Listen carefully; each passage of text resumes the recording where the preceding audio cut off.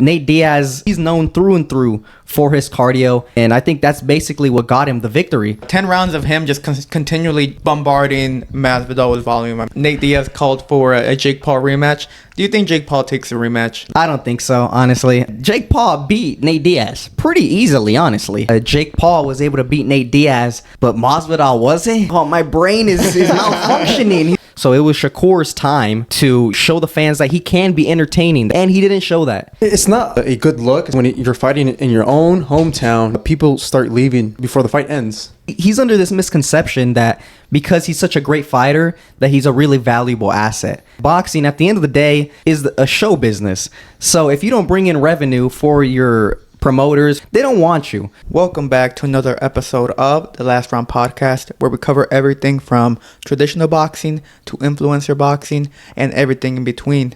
In today's episode, we'll be going over Shakur Stevenson's UD win, as well as William Zepeda's KO win over Giovanni Cabrera. And lastly, we'll be discussing the anticipated rematch in boxing between Jorge Masvidal and Nate Diaz. But before we dive into the episode, make sure to like and subscribe, as well as following us on all forms of social media. And lastly, don't forget to join our Discord. Everything is down in the link in the description below. But diving into the episode now. This past weekend, we had the return of Shakur Stevenson. And, I made the big prediction last week that I was like, he's going to win by knockout. I mean, look, I didn't believe it myself. And I'm glad I'm not a betting man. I gave up on that life. But Shakur Stevenson rolled to a very comfortable UD win over Artem this past weekend. And even though he got the W, a lot of fans still were very, very disappointed in Shakur, mainly based on the entertainment value that he brought. He fought in his hometown again of Newark, New Jersey. And I guess people did not enjoy the fight to the point where they just started walking off, man. They left the stadium on the 11th round. And for your homecoming, not really your homecoming, but fighting in your hometown, I mean, that tells you a lot about the disappointment that a lot of fans have over Shakur. Regardless, he showed that he still got the win, and he moves on from there. What are you guys' thoughts about it? Yeah, I mean, he got the win, obviously. I don't think anyone really thought that Shakur was going to lose this fight. But for Shakur, I mean, everyone was telling him he has to show himself as an entertainment value, or he has to sway the fans, because his name has been through the mud ever since his last fight against Edwin de los Santos. And after that, I mean, he hasn't had a good rep. So it was Shakur's time to, show the fans that he can be entertaining, that he can go forward. He can get the stoppage, he can be devastating. He can be savage. And he didn't show that. This was made picture perfect for him in his hometown, get some hometown fans, all this type of stuff. And he still wasn't able to do it. It was basically just like an Edwin de los Santos 2.0. Really, I mean, it wasn't an entertaining fight. It was very boring. Shakur did try at least to do something, He tried to go forward a little bit, try to stand his ground, but he still didn't do enough. I mean, it was still a very boring fight. And like you said, fans started walking out of the arena. And that shows you in your hometown, if fans do that, then you don't have that bright of a future in pay-per-view. Yeah. I'm not going to lie. I kind of feel sorry for the dude because, he has the skills to pay the bills. Shakur Stevenson does. But he has to understand, not only is this the fight game, but there's also an entertainment as well. The entertainment game. Like, he's lacking on that aspect, It's not very much a good look, especially when you're fighting in your own hometown. You don't fill up the stadium. And not only that, but people start leaving before the fight ends. So yeah, I'm not gonna lie. I wasn't too happy about it. Yeah, and he's a free agent now. So I mean, I don't even know now. I think he's under this misconception that because he's such a great fighter, that he's a really valuable asset. And it's like you said, boxing at the end of the day is a show business. So if you don't bring in revenue for your promoters, for the organization, they don't want you. So as much as Shakur Stevenson, yes, you are an amazing boxer, you really have amazing skills, but you're not bringing in fans, you're not filling up arenas, you're not going to sell pay-per-views. He's under this misconception that now that he's a free agent, he's just going to be making big fights after big fights, and he's going to be getting the top guys. I don't think it's going to be like that because no one is really going to want to fight him because he doesn't bring any entertainment value. So he's into this really difficult situation now. So I don't even know what he's really going to do next because Top Rank doesn't want him anymore. I don't know if any organization is going to want him anymore. Well, I don't know about Top Rank not wanting them.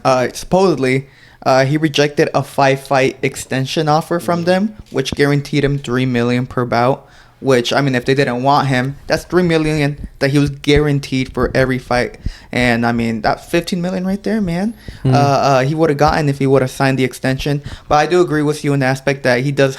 He believes he has something more to. I think he's placing a big gamble on himself, leaving and trying to pursue whatever other route he's trying to take. I'm not sure. He himself said that he's looking at the other champions at 135. I mean, Gervonta Davis, not with Top Rank, but I mean, Top Rank has been supposedly negotiating between Gervonta Davis and Lomachenko. So I mean, promotions can collaborate and then come together to try to make fights happen. So yeah, Shakur Stevenson, I don't understand his argument of what he's trying to do or his plan of what he's trying to do.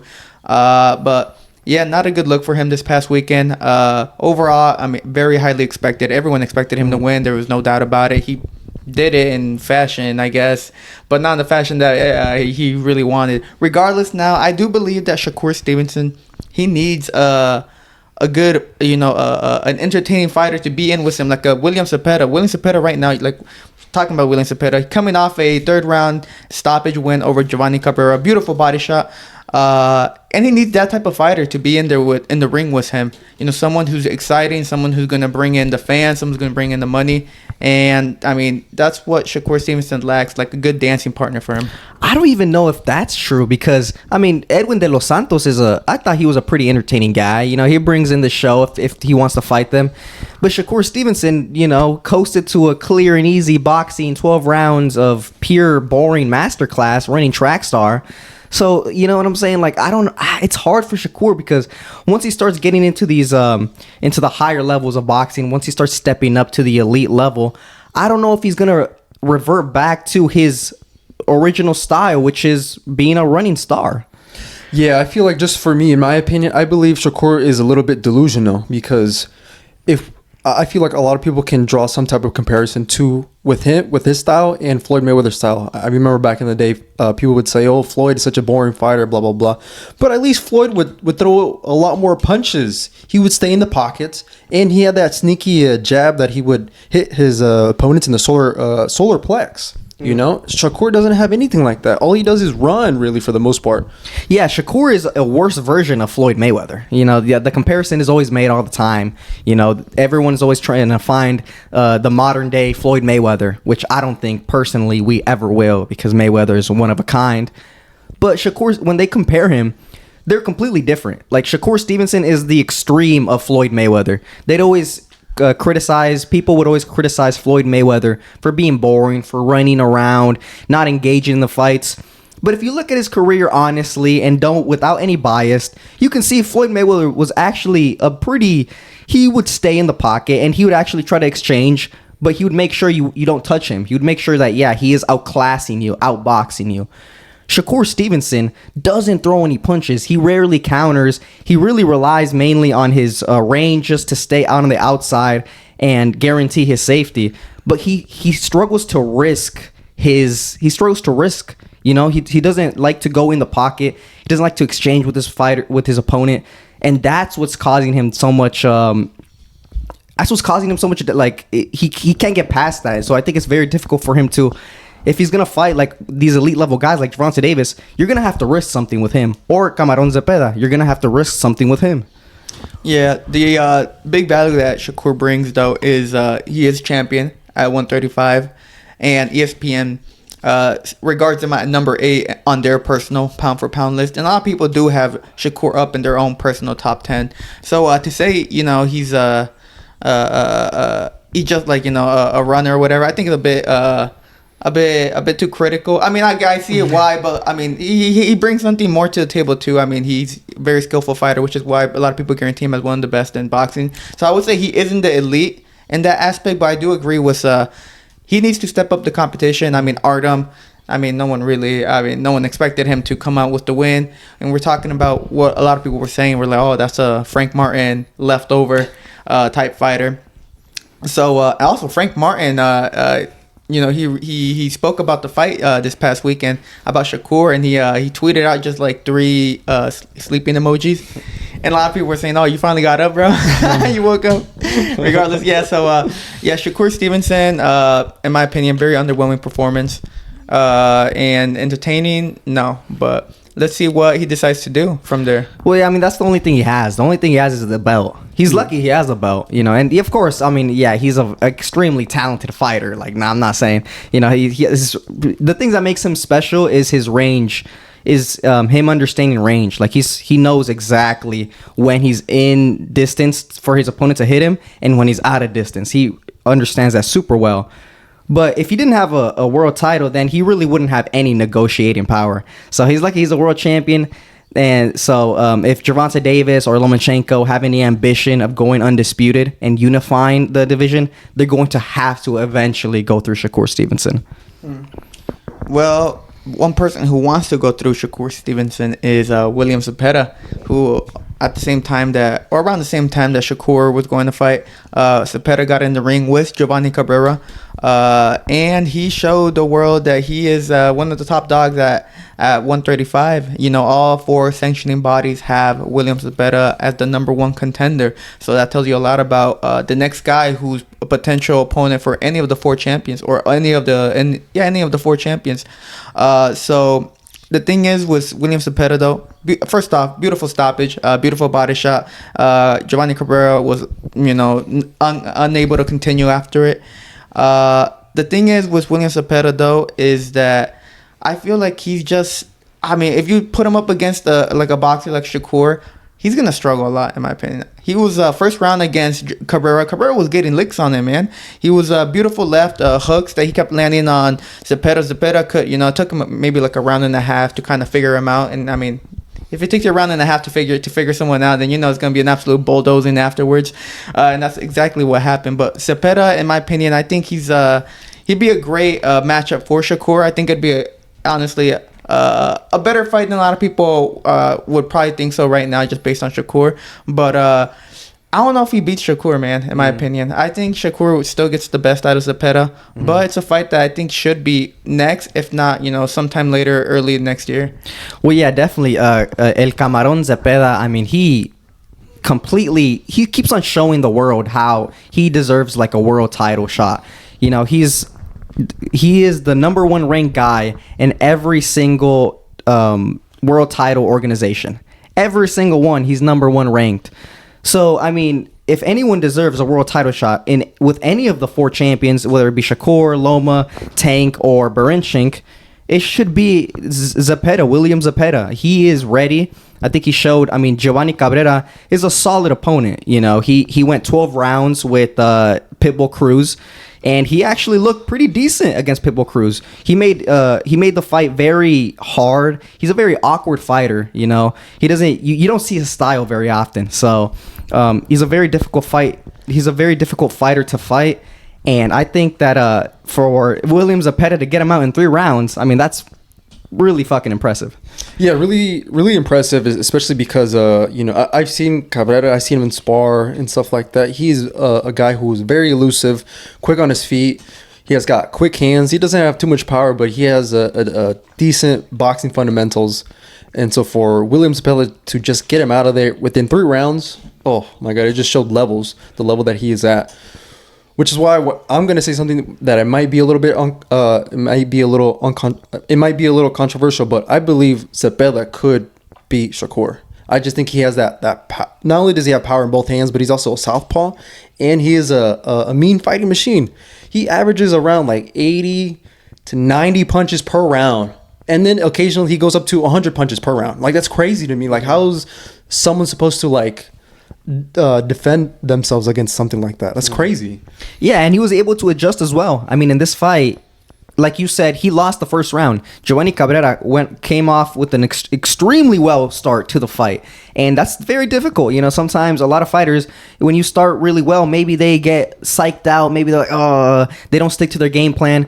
But Giovanni Cabrera, William Zepeda stayed calm. He listened to his trainer's instructions, and in the second and third round, he started coming back on, and he started beating him, and eventually got him out of there. Mm-hmm. So Zepeda isn't like just a one-dimensional type of fighter where like he just goes forward, super pressure, and just throws punches. No, he cuts off the ring. He knows what to do. He does a little bit of head movement. He takes the angles. He's a very high-level fighter, and I think it's time for people to recognize him as one of the elites at 135. Oscar De La Hoya was interviewed after the fight, and they asked him, what's next for Zepeda, and he said most likely a fight against Dennis Bernchink. Is it Dennis Bernchink? Yeah. Dennis Bernchink. So, I think everyone would agree that Bernchink is the weakest link at the 135.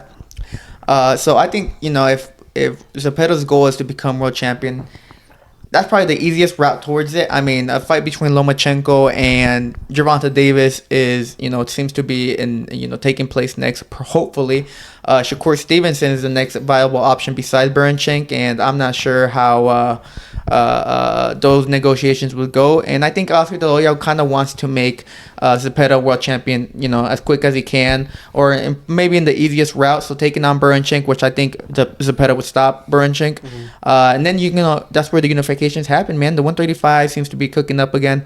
Hopefully, we get a title shot for Zepeda at the end of the year, because I'm sure he's going to want to gear up. And I mean, especially if he has a title shot coming up, then he's going to try to, do it at the end of the year. And then 2025 is where he can make big bucks for his unifications against the other champions.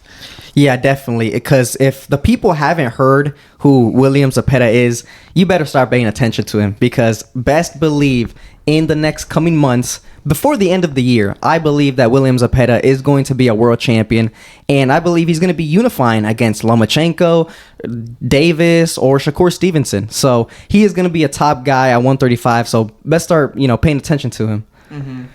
Yeah, the thing is about Zepeda, though, I think you made a good point, though, about him not being, that one-dimensional fighter. A lot of people kind of see in him in the way that, the way he fights. Yeah, the adjustments that him and his team made after the first round against Cabrera was, very important, and that's exactly what helped him, or what led him to the knockout.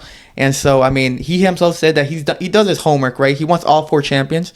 He said he's done his homework. Now it's time for Oscar to do his homework. And I believe him when he says that he's done his homework. I'm sure that he and his team study all the other champions, because they believe in themselves that, hey, like, these guys are our next opponents, like, no doubt about it. And this is the thing, I mean, every guy that they put in front of him, he stops. Yeah. He's a bulldozer. Like, he is a machine when he goes in there. I think he's 30 wins, 26 knockouts. 31-27. 31-27. So yeah, with this new stoppage, I mean, like, this guy is the real deal. His record shows it. I think, they just continue to step him up. Hopefully De La Hoya does the right thing, does his homework, and starts negotiating with some of these promoters. Yeah, so William Zepeda once again getting that stoppage win, and showcasing himself once again to the fans that he's a force to be reckoned with at the 135.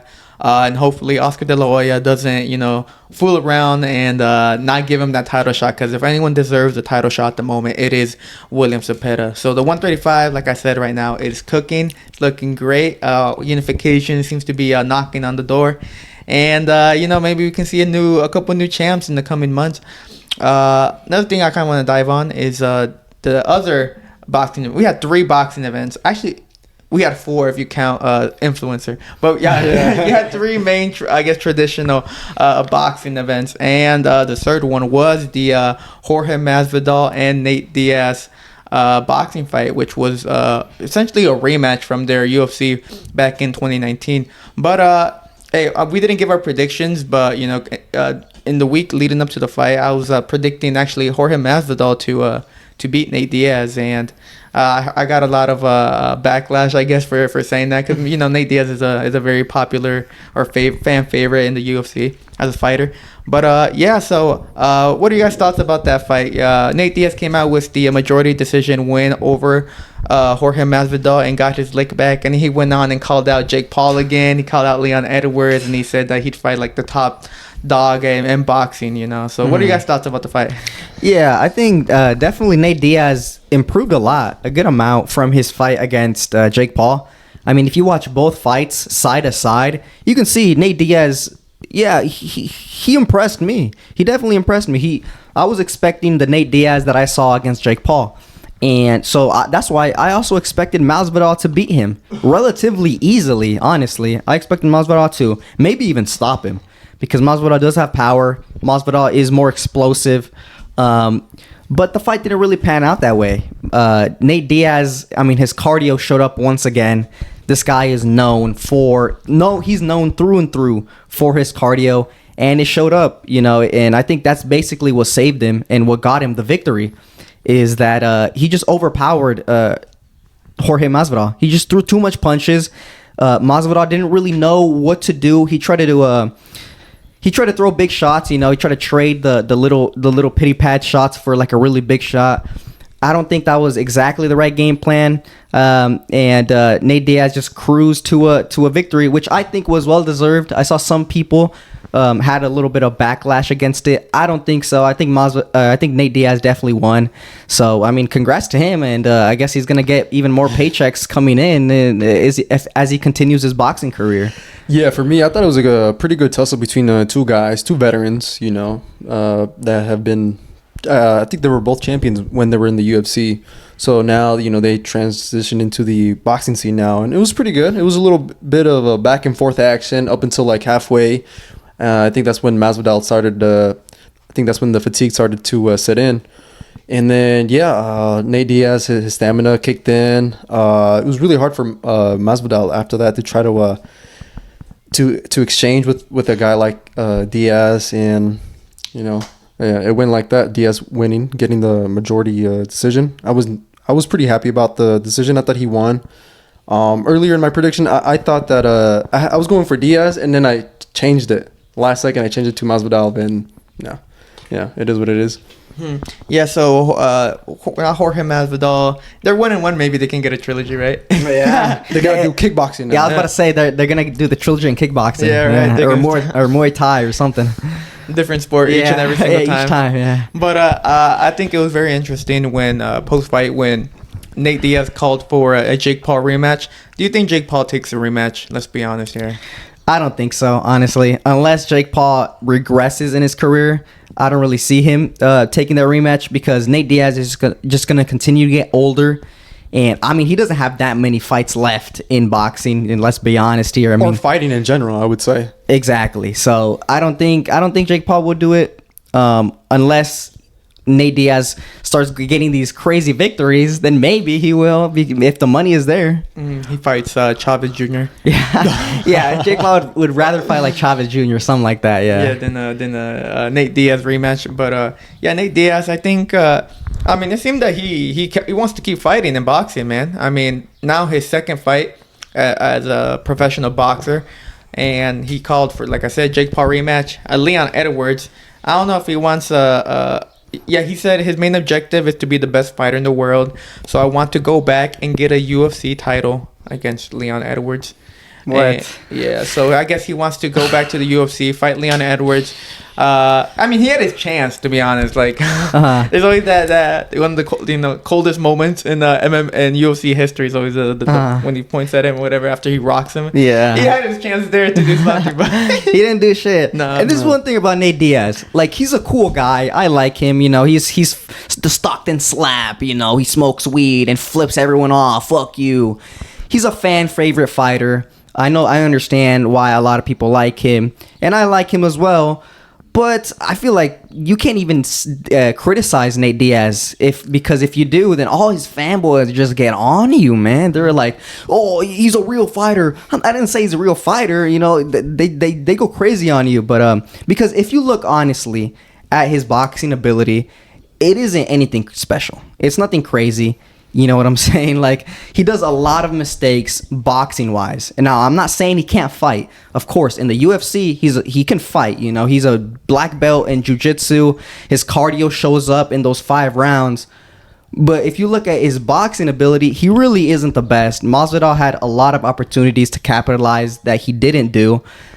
So, yeah, I mean, Nate Diaz, he's a cool guy, but I don't know how long he's going to be in boxing for. Yeah. That's the reason why I switched up to Masvidal, because if I was remembering back, like, Nate Diaz doesn't have the best boxing technique. He stands too wide or even too straight up. He has his hands down. That's typical. And then the second reason was because Jake Paul dropped him. So I figured Masvidal is going to be the bigger guy. He has a bit more power maybe, and I thought maybe he could possibly even stop Nate Diaz. But yeah, because, I mean, let's be honest here. Jake Paul beat Nate Diaz pretty easily, honestly. Like, it wasn't a controversial decision. There was no backlash. Nate Diaz Jake Paul did what he had to do against Nate Diaz. And so it was kind of crazy to see that Nate Diaz actually, he did do a little bit better. Yeah. He did look better, his cardio, his punches, but still nothing. I mean, his technique isn't that good, honestly. His technique really isn't that good. His head is on the straight line. He doesn't do any head movement. His footwork isn't that good. He always crosses his feet. He's always out of position. He doesn't really do anything that amazing. So that's why I was really surprised that Masvidal wasn't able to get the victory. Because Masvidal, I mean, he comes from like those street beefs fights where he was fighting on Kimbo Slice's backyard. You know what I'm saying? Like, this guy got hands. But somehow Masvidal wasn't able to stop him, wasn't able to really do anything amazing. So, I mean, yeah, it is what it is. I guess Nate Diaz got the victory. Yeah, I mean, he got the chin, dude. That's what helped him. Two things, the chin and also the volume that he brought. I mean, like you said, he got the cardio, which allows him to keep on throwing punches even after, 10 rounds or whatever, how much it went 10 rounds, I assume. Yeah. So, 10 rounds of him just continually bombarding Masvidal with volume. I mean, and also when you got that chin, I mean, your opponent's left with like, yo, like, I can hit him. I'm hitting him like with all my might, and he keeps coming forward and throwing punches. Like, what can I do? And that's the type of fighter that's very hard to beat. But yeah, I do agree. His box, that was the main criticism they had against when Jake Paul chose Nate Diaz as his opponent. Not one, because they were like, he's old. And two, they're like, yo, have you seen his boxing? And those clips of him, sparring or whatever, doing mitts, were coming out, and he did not look very good. And people were like, dude, there's a reason why Jake Paul picked, or people were calling it a cherry pick, why he cherry picked Nate Diaz as his opponent rather than a Tommy Fury rematch or yada, yada, yada, yada. So, yeah, if I was anything, he called for the Jake Paul rematch. If I was Jake Paul, I would leave that alone. And him and his manager, Nikita. Nikita was on the Ariel Arwani show earlier this week, discussing with him about the what's going on with Jake, his plans about KSI potentially, yada yada. And he said himself that they're trying to look more for a Tommy Fury rematch than anything. So if there's a rematch that Jake Paul is going to take, it's going to be Tommy Fury. Yeah, and with I've seen a lot of people online. They're saying that Jake Paul was able to beat Nate Diaz, but Masvidal wasn't. They're like, oh, my brain is malfunctioning. He's like, what is going on? So I think it's kind of funny. The community is kind of in shock, confused with the performances of Nate Diaz and the people that were able to beat him. I mean, for Jake Paul, this victory is aging well. I mean, Jake Paul, his resume is looking better and better as fights go on. Yeah. So maybe people were hating on Jake Paul a little bit too much, man. maybe he was picking his opponents correctly, and he's actually a lot better than we think he is. You never know, man. Yeah, Jake Paul. I don't know. He's got Mike Perry in like a week or 2 weeks from now. So I think that's the fight that a lot of people will give him more respect over than beating Nate Diaz or beating Tyron Woodley or any one other fighter in his resume. I think if he beats Mike Perry, then I think for sure then people are gonna start giving him a lot more respect. They're already giving him respect right now for taking the fight. Mm-hmm. So imagine if he beats him. Yeah, this is one thing for Jake Paul. When the fight against Mike Perry was announced, the community took it really well, and that's the only time I've ever seen that was when he fought Tommy Fury. So a lot of people are giving a lot of chances to Mike Perry. And they're really giving a lot of respect to Jake Paul for taking this fight because, I mean, Mike Perry is a bare knuckle fighter. He's still 32, 33. You know what I'm saying? He's not super old. He is smaller, but he's a badass motherfucker. Like, he is, you know, one of those guys that loves fighting, that's going to get in there. No, he's not going to care about Jake Paul. He's not going to give him any respect. He's going to go in there and get in his face. So, yeah, if Jake Paul is able to beat Mike Perry, you know, you never know. Yeah, so Nate Diaz coming out with the victory over Jorge Masvidal this weekend. Looking at the compu box stats for the fight.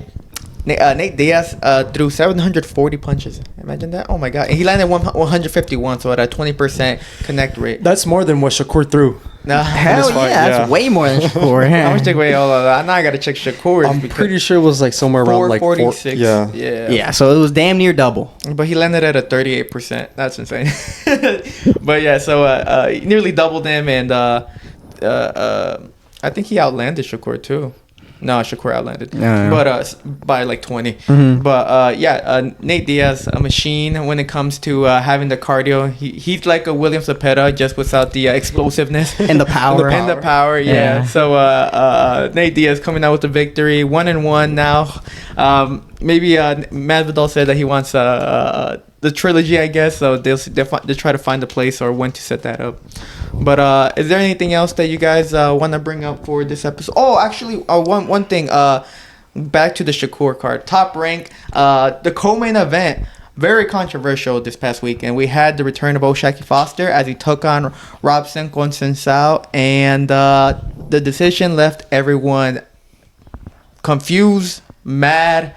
And it had the whole boxing world, you know, upside down because O'Shaquie Foster lost the split decision to Robson Conceicao and lost his championship too. So he's no longer the champion at 130. And now Robson Conceicao, on his fourth attempt, has finally become a world champion. Now this is kind of it's kind of, you know, funny how life works because, I mean, Robson Conceicao has been, in my opinion, robbed maybe once or twice in his title shots, and his title win happens to be one of the most controversial ones. You know, people think that O'Shaquie Foster got robbed, so it's kind of funny how it worked out at the end.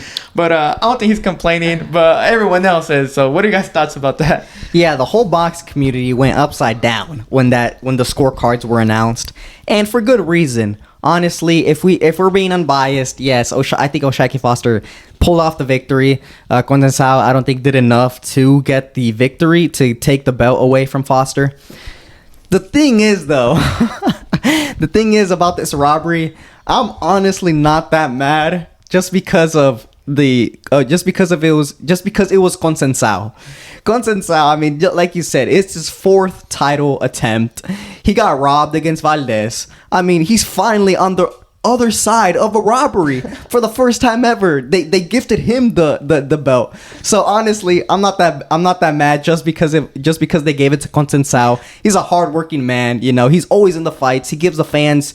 He may not win the fights against the elite level guys, but he always gives his best, and you got to give him credit for that. Yeah. So just for me, I was watching it like halfway through, like up until the seventh round, O'Shaquie Foster was dominating. I would say the first 4 rounds, he was beating him using both hands, and I feel like halfway through, maybe like 5th or 6th round, O'Shaquie maybe experienced something, a concern in his right hand. So he was just mostly just using his jab, really, and just mainly beating Conceicao just on range and boxing and stuff like that. So for me though, I am not just like you. I am not. I'm not angry at the decision at all because he's been at the what's that saying? He just doesn't get the decisions when he does win a fight. You know, a clear example was when he fought about this. So I'm not mad. I'm definitely not mad. I'm very excited for Conceicao. I believe, I mean, he continues to make history. I believe he is I don't know if he got a gold or silver medal when he was at the Olympics, but he's one of the only Brazilian fighters to do that, and now they have another world champion. Well, I'm mad. I don't care. I mean, I feel like you guys are just being personally biased. At that I point. am. I'm gonna be honest. I am. Hey, I'm a Conceicao fan. Hey, I ain't gonna lie. I am a Conceicao fan. Well, there you go. See, I think it's terrible. I think it tells you a lot about boxing politics. I mean, the scorecard people were so mad. I'm telling you right now. Yeah, I mean, with the politics, Conceicao he isn't the favorite. He isn't the cash cow. So that's why. And he doesn't have fans either. Yeah, Well, I mean, maybe not hardcore fans like the ones here in the U.S. But I was really surprised that they robbed Foster for Conceicao. Because I was like, let's say with Valdez and Conceicao, I understand why they'd give it to Oscar Valdez. You know, he was he's their guy. But I mean, Robson Conceicao isn't top ranks guy. I don't know why they I think he protected him like that. He is. Is Foster their guy? No? Foster's also both of them, bro. Yeah, So why would they choose Conceicao? Like from in their fourth attempt? Like I find it so interesting that they robbed. Because it was a clear robbery. Let's be honest here. Okay. It was like damn near every round Foster won. But for them to rob it like that, like in broad daylight, like they were saying, like, I don't understand. Yeah, I don't know what the game plan is for Conceicao. Maybe Bob Arum has a vision. He envisioned in the past, so he's like, I must do this in order for this, greater thing to happen. I'm kidding. Yeah, maybe. Maybe Bob Arum's playing this like a game of chess or something. Yeah, the grandmaster. It was crazy. A lot of people were like, why? Like, what's the point? Maybe they're trying to have, but it makes no sense because. If anything, the matchmaking for O'Shaquie Foster, like let's say they had a legitimate plan. Okay, let's play conspiracy theorist right now. Let's say they had a legitimate plan to give the belt to Conceicao, right, to rob Foster. The matchmaking makes no sense because O'Shaquie Foster, in my opinion, is a better matchmaking for any of the other champs at 130 than Conceicao. I mean, yes, you'd get the rematch with Oscar Valdez, or the winner, or he gets the rematch between Oscar and Manuel Navarrete because they're supposedly in negotiations right now for a rematch themselves. So, regardless, and also Lamont Roach, who's another champion at the 130, but O'Shaquie Foster makes a better entertaining, not only entertaining but a better financial. Matchmaking for any other champs than Conceicao. So in my opinion, I don't know what's going on here. Like, were those judges just blind, or is it maybe different the way, like, from where they were looking at the perspective of the fight, they saw it differently? Like, it makes no sense. Yeah, maybe the judges were Brazilian or something. They were, they're standing with Brazil because, like you said, I mean, I think O'Shaquie Foster is a more valuable asset than Conceicao. And I personally, my bias, I do like Conceicao more, but I also understand O'Shaquie Foster is a better candidate for these fights at 130. So that's why I found it so interesting when they robbed him. Actually, I think I cracked it right now. All right, let's hear it. You know why they gave it to Robson Conceicao? He's Brazilian, right? Mm-hmm. Uruguay beat Brazil in the Copa America that same day. They had to give something to Brazil, man. Brazil needed that win after the penalty loss. Yeah, I get maybe, bro. Brazil was in the mud. So the judges, you know what? The judges would probably put all their money on Brazil against Uruguay, and then they lost it, and they're like, okay, then I'm gonna take the underdog of this fight, and then I'm gonna win. Oh, see, They're recovering their losses. Exactly. They probably made profit off of that too. Man. Yeah, you know how much big of an underdog he was? Dude, they broke even plus more, bro. No, that's crazy. The guys, we cracked it. That's exactly what it is, Crack bro. the case. But the biggest, people were saying it's the biggest robbery I've ever seen. And that happens every single time that statement always comes out. But this one was a blatant one, and a lot of people were very, very upset about it. That was the big dramatic. I think that was more dramatic than anything from the Shakur fight. Fuck yeah. A lot more dramatic. So, O'Shaquie Foster upset in a very shocking scorecard split decision loss to Robson Conceicao. And I mean, I don't know what O'Shaquie Foster, I'm pretty sure he's devastated at this loss. Yeah. Oh no, he was devastated after they started interviewing him after, and he was crying. Like he was tearing up, and he couldn't really he'd just say a one line. Yeah, I thought it was easy, man, but like his eyes were tearing up. Like, yeah, he was devastated, man. And on the opposite side, Oh, Conceicao. Conceicao was going crazy. You already know those Brazilians love to celebrate. Yeah. So you already know he was going crazy the whole night. Yeah. So that was crazy. I don't know. Yeah. Poor Shakur Foster. I mean, he can. I'm 100% confident that he has the skills and the tenacity to, and the will to make it back on top and become champion again. You know. I mean, if he gets the rematch, I think he's gonna beat Robson Conceicao again, and probably even in more devastating fashion because he's gonna take that shit personally. Yeah. So big upset, big controversial, big robbery this past weekend as well. So we as boxing fans had 3 events this past weekend, and they all delivered in some type of way. Maybe not in the entertainment value for some compared to others, but there's something that happened this past weekend in those 3 major events. But I think I believe we covered everything for today's episode. If you guys don't have anything else to say, let us know down below. Jorge Masvidal, Nate Diaz, should we have a trilogy in kickboxing? As well as let us know about the Shakur Foster robbery. Did you agree with the scorecards? If you didn't, how many rounds did you give Robson Conceicao? Lastly, let us know about Shakur Stevenson. Did he underperform to your guys' standards? And what's next for him? You know, a fight against William Zepeda, maybe fighting another champion at 135. Let us know down below what you guys are thinking. Also, don't forget to like and subscribe and follow us on all forms of social media. We are on X, TikTok, and Instagram. And lastly, don't forget to join our Discord. We're trying to build a community. Everything that I said is down in the link in the description below. But this was Pablo, and I am with Rudo and Asa, and this is the Last Round Podcast. Thank you for watching.